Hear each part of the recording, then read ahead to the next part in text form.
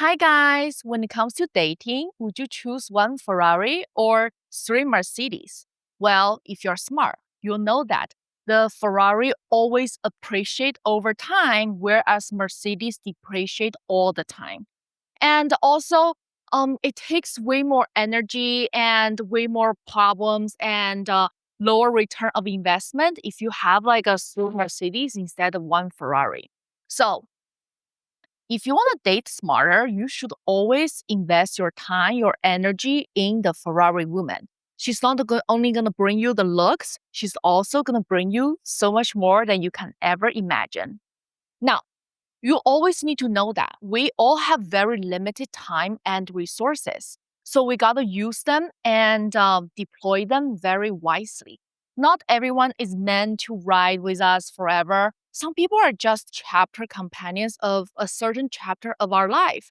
They're not lifetime partners. So we got to protect our peace and protect our time. So here's what I mean. If you're younger, you should ignore the looks and you should really focus on the value and the growth potential your Ferrari woman can bring. Because for different chapters of your life, the meaning of Ferrari woman means very differently. And however, if you are working very hard, if you're at the rise of your career and you're like grinding really hard, then you really have like no time and energy um then your Ferrari woman should be someone who is very drama free and who is very like trouble free. So you need to prioritize your peace instead of anything else. However, if you're making big money, well, congrats, first of all. Then obviously you need someone good looking, but you also want someone who's accomplished in her own field. Maybe she's like a college professor, maybe she's like a lawyer, maybe she's like a doctor. So not only she's gonna look good next to you, she's also gonna like show that how much you have great taste as well. So she's gonna look good and she's gonna like sing very good right next to you. All right.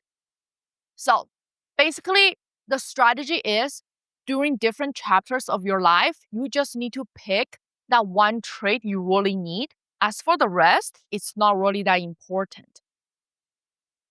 So, and another thing it's very important is that you gotta know the smartest thing you to do is to find girlfriend, wife, and mother from three different women. Why? Because those three different roles require three very different things. So for girlfriend are just like a chapter companions of your life. You only need to pick one trait that you really need in that specific chapter of your life. And the rest is very secondary. However, when it comes to picking a wife, you gotta understand that's a very serious matter. That's almost like a financial, like a legal merger. You gotta like think about her credits. You gotta think about her assets. You gotta look at it from like an asset liability perspective. Um, and it's like there's like a lot more critical things involved when it comes to like picking a wife. So you gotta be really careful. However, when it comes to like picking the mother, on the contrary to most what people would assume, it's actually the easiest one because all you ever need is like for the mother of your future children to have like a great brain power and like a really good height. So you gotta be realistic, all right? The most important thing is that you gotta have the mindset that you should find girlfriend, wife, and mother of your future children from three different women and use three very different like standards. Girlfriend are just chapter companions. You only need like a one trait. Wife is a very serious, like a legal, like a financial merger.